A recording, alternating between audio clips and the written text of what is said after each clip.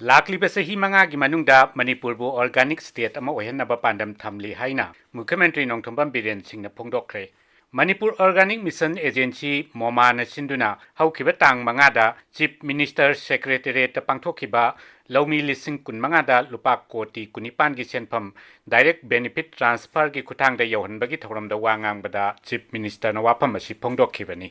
थौरमदुदा chief minister ना organic ओइबा माही मरोंग अमसुंग मना मसिंग चाबना हक्चांग फहली अदुगा chemical सिंग सिजनरगा पुथोकपा माही मरोंग अमसुंग मना मसिंग चाबना हक्चांग सोखली हाइना फोंदोकपगा लोइनेना ऑर्गेनिक फार्मिंग की दमक गवर्नमेंट की माइकैदगी पीबा याबा मतेंग पीगनी हाइनसु फोंदोखी पनबा याबदी चीफ मिनिस्टर ना ममांगदसु स्टेट असी ऑर्गेनिक फार्मिंग दा फोकस तौनबा होटनेसी हाइना अपील तौबा लैखिबनी एग्रीकल्चर डिपार्टमेंट सिंधुना अप्रैल 18 सिटी कन्वेंशन सेंटर दा पांथोखिबा फार्मर्स मीट कम इंटरेक्शन प्रोग्राम दा वांगांगबदा चीफ मिनिस्टर ना हौजिक स्टेट असिगी मियामना थेंगनरिबा लाइना तिलना कयासी केमिकल फर्टिलाइजर पेस्टिसाइड हार्मोन चिंब सिजनदुना पुथोकपा माही मरोंग मना मसिंग चिंब चाबदगिनी हाइना फोंदोकपगा लोइनना लाइना तिनादगी ngaktoknaba स्टेट असिबु ऑर्गेनिक फार्मिंग दा फोकस तौनबा होटनेसी हाइना अपील तौखिबनी मियोइबना हिंगबदा तंगाई फदना चंगलिबसी चानब चिंजाक लैनब युम अमसुंग सेटनब फीरोलनी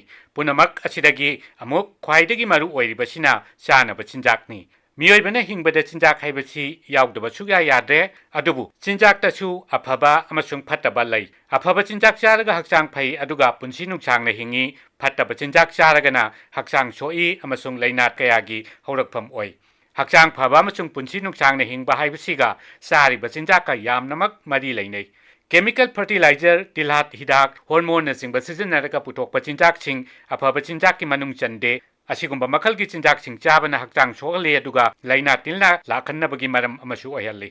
मसी हान खंगनरमद्रबसु हौजिकति खंगनरे केमिकल फर्टिलाइजर तिलहात हिदाक हार्मोन सिंब सिजनरगा पुथोकपा चिंजाकसिंग चाबना हक्चांगदा कानबा पीबगी महुत्ता लैना तिना कया लाखन्नबगी मरम ओइ हाइबा खंगनरकपदगी हौजिक केमिकल फर्टिलाइजर तिलहात हिदाक नसिंबा अमत्ता सिजनदना चिंजाक पुथोकपा लौ मखल ऑर्गेनिक फार्मिंग दा कन्ना माई ओनसिनबा हौरकले मालेम की लेबाक सिंगी मनुंगदा क्यूबादी ऑर्गेनिक फार्मिंग दा पुरा माई ओनसिनख्रे इंडिया सु हौकिबा चही कयागी ममांगदगी ऑर्गेनिक फार्मिंग दा अकनबा मियेंग थमदुना लाकली इंडिया की ओइना अवांग नोंपोकी स्टेट सिंग असी ऑर्गेनिक की चिंजाक पुथोकपा मफम अमा ओहेन्नबा इंडिया गवर्नमेंट ना अकनबा थौरांग कया पाइखली पाइखलिबा थौरांगसिंगी मनुंगदा mission organic value chain development for north eastern region पनबा याई मिशन असी national mission for sustainable agriculture की सब मिशन अमा ओइना पाइखतपनी हंदक लौमी लिसिंग कुनमंगादा सेंटंग पीखिबदुसु मिशन असिगी मखादनी इंडिया की अतई स्टेट सिंग येंगनबदा अवांग नोंपोक लमदम असी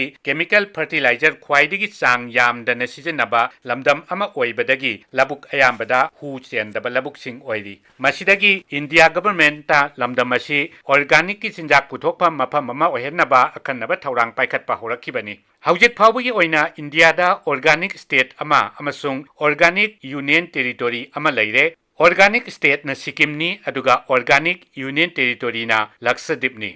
हौजिक मालेम की ओइना लाक्लिबा ऑर्गेनिक फार्मिंग की इहवसिदा मणिपुर की लौमी सिंचु याउसिनदुना खुदोंग चाबा लौनबा होनबा तंगाई फदे मोमानसु ऑर्गेनिक फार्मिंग प्रमोट तौनबा अकनबा थबक पाइखली एजेंसी असिना ऑर्गेनिक ओइबा याइंगंग सिंग किहोम उ मोरक कमला चंप्रा चकहाव अमुबी चाथोक लेबा फौसिंग पुथोकपदा मतेंग पांगबगा लोइनना योनबदसु पांगबा याबा मतेंग पांगली एजेंसी असिना मतेंग पांगदुना मणिपुरदगी ऑर्गेनिक ओइबा याइंगंग अकंगबा मेट्रिक टन तारा यूरोप के लेबाकसिंगदा थादोकपा हौख्रे याइंगंगसिंग अदु मोमादा रेजिस्टर तौबा कांगपोकपी अमसुंग नोने डिस्ट्रिक्ट की लौमीसिंगना पुथोकपनी पुन्ना मेट्रिक टन लिसिंग कुंथ्रा थादोकदबगी मनुंगदा अहानबगी ओइना टन तारा थादोकपा हौखिबनी मणिपुरदा महौसादगी मरांग काइना फंगलिबा किहोम कमला चंप्रा उ मोरक सिंग अमसुंग चहाव अमुबी मपालगी लेबाकसिंगना यामना पामनै अदुबो हाइरिबो पोथोकसिंग असी ऑर्गेनिक ओइद्रगदी मपानगी लेबाकसिंगना लैबिनबा लैरोय मतम अमदा इंडियाना मालेमगी लेबाकसिंगी मदुंगदा